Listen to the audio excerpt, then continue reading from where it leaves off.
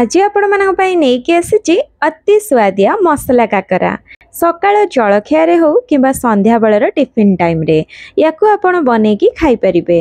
बाहरर सिंगड़ा आलुचप अपेक्षा स्वाद रे ये किछि कम लगी न थाए। आउ एमिति रे तो एबे खरा छुट्टी चलची पिला माने समस्त घरे अछंती ताहले थरुटिए तांको पई बनेकी दियंतु देखिबे बहुत पसंद करिवे। साइड रे जेकोनसे तरकारी सॉस चटनी सबुथिरे खाया को बहुत बढ़िया लगी थाए और मार्केट रे जंक फूड अपेक्षा बेटर मध्य होई थाए। तबे चलंतु देरी न करी रेसिपी आरंभ करिबा। ए पिठाटी को बनया पई कि ना प्रथमे जंतुणी प्रस्तुत करनबा। तो गैस ऊपर गोटे कढ़ई बसै नेची एबे इथिरे दे दोची 4 कप पानी। एठी तो मो मेजरमेंट कप व्यवहार करछि। आपण कोन करिवे आपण घरे थिबा जे कोनसे गिन्ना ग्लास सेट को नियंतु सेइथिरे सब जिंस मापिकी नियंतु पिठा पूरा परफेक्ट बनिबो। एबे इथिरे दे दोची अल्प टिके चिली फ्लेक्स। एटा ऑप्शनल अछि जदि चाहिबे पकेबे नल नाही तो स्किप करि परिबे।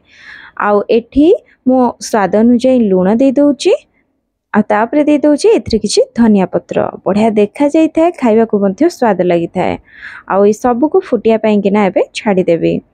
तो एठी मो नै जाउची सुजी मोटा पतला जेमिति नेले भी हबो। इडी मो मेजरमेंट कप रे मापिकी 2 कप सुजी नउची माने एठी 2 कप सुजी पई कि ना मो 4 कप पानी नैची। जेतिको सुजी नेबे तार डबल कर देबे पानी। आउ एठी मो अल्प अल्प करिकिना सुजी पके किना गोलेबी। एकाथरे जदि पके देबे बिंडा हवार संभावना थिबो तो सेति पई अल्प अल्प करिकि गोटे हाथ रे पकेबे और गोटे हाथ रे गोलेबे। आउ एठी मो मीडियम फ्लेम रे रखी किना फ्लेम को जंतुणी प्रस्तुत करनेबी। एठी पूरा लगातार आपण एमती गोलेबे आ गोलेले देखिबे गोटे डो परिका जेमती हमें आटा चकटी की करि दियंती सेही भलिया हे जिवो। आउ हेला कि नाही जंतुणी केमती जानिबे तळटा देखंतु छाडी आसुथुबो कढ़ई रे बिल्कुल लागु नथिबो एही भलिया देखंतु छाडी आसुथुबो। आउ गोटे ट्रिक हैला आपण एमती पानी हाथ हे जिवे तापरे एमती टिके नै जिवे जंतुणी बहुत गरम थिबो ततबे एही भलिया पानी हाथ हे किना आपण नै जिवे आ गोल करिवे एही भलिया देखंतु पूरा गोल हे जाउथबो जानिबे जे जंतुणी एबे प्रस्तुत हे जाईची। एबे को गोटे थाली को काडी किना ठंडा हवा पई किना छाडी देबी। ता भितरे चलंतु बने दबा मसला। सेथि पई गैस ऊपर बसे नै छि गोटे कढ़ई टिके गरम हला परे एबे इथरे दे देबी रिफाइन तेल 2 बड़ चामच। तेल टिके गरम हला परे गोटा जीरा दे देबी अल्प टिके आ गोटा सोरिष अल्प टिके दे देबी। तापरे एठी 2टी कंचा लंका नै छि काटी किना दे देबी। कंचा लंका जदि आपण छुआंक पई बनौचंती खांतिनी ताहले अवॉइड कर परिबे। तापरे दे देबी गोटे बड़ पियाज चुन चुन करी काटी किना पियाज टिके कलर चेंज हे साला परे दे देबी कटा गाजर कटा कैप्सिकम आउ जहाँ आपण जदि परिबा बीट भी पक्का पई चाहुचंती पक्के परिबे जहाँ परिबा आपण को पसंद एठी पक्के परिबे। तापरे इथरे दे देबी गोटे मीडियम साइज रो टमाटो आउ सब को भल भाबरे टिके भाजी नेबी। टिके सॉफ्ट हला परे तापरे इथरे दे देबी स्वाद अनुसार लूण हळदी गुंड आ काश्मीरी लंका गुंड टिके दे दोछि कलर पईका गोटे चामच दे देबी धनिया गुंड आ सब को पुणी टिके भाजी नेबी टमाटो टिके सॉफ्ट हवा पर्यंत।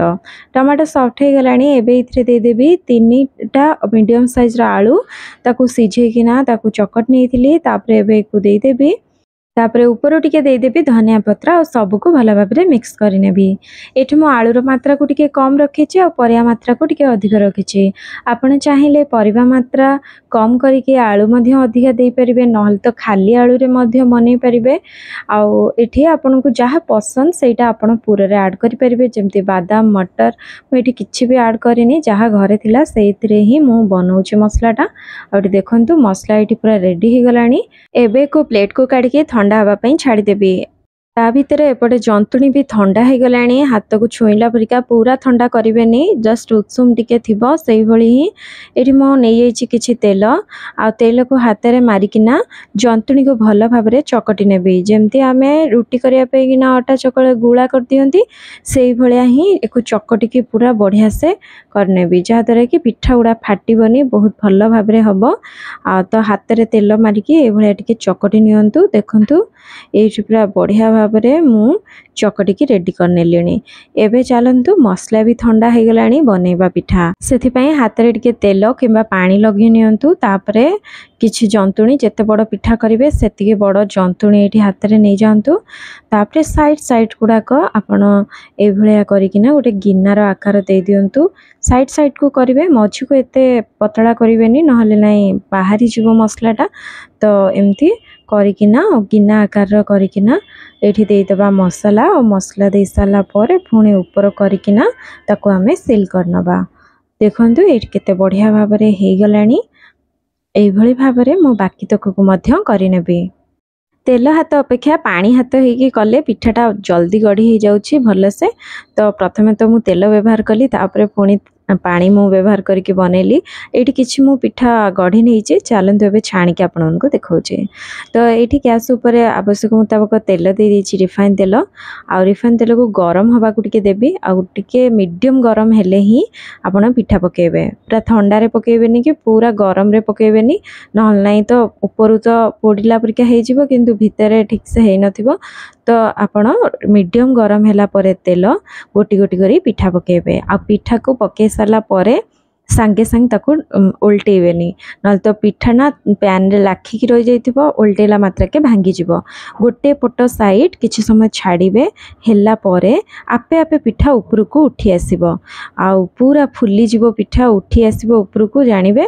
तापरे ताको जाइकिना आपण आ गोटे साइड को उल्टेबे। आ उल्टेकिना तो कलर आसिया पर्यंत ताको आपण छाणीबे। देखंतु एटी बढ़िया भाबरे पिठार कलर आसी गलानी, हे गलानी पिठा। एबे को काढी नेबी। सेही भली भाबरे मु बाकी तक को मध्य छाणी नेबी। आपन को जदी ए रेसिपी पसंद आसीबो ताले जिबा आगुरु गोटे लाइक कर देबे, फ्रेंड फैमिली मेंबर को सहित शेयर कर देबे। नुआ आसीबे जो माने चैनल टी को सब्सक्राइब करिया को भूलिबेनी। देखंतु एटी पुणी परस्त पिठा हे गलानी। एई भली भाबरे मु एटी सबुतक पिठा छाणी नेछि। वर्तमान रेडी ही जाइछि गरमा गरम मसला काकरा। गरम गरम खाइले बहुत बढ़िया लागिता, रखिले भी बहुत बढ़िया लागिबो। किछि सेमती नाही। आपण केमिति लागिला बने की खाइले मते कमेंट माध्यम रे निहाती जणेबे। रहिली पुणी आसीबे को नुआ रेसिपी सहित। समस्त भले रुहंतु, खुशी रुहंतु। धन्यवाद। जय जगन्नाथ।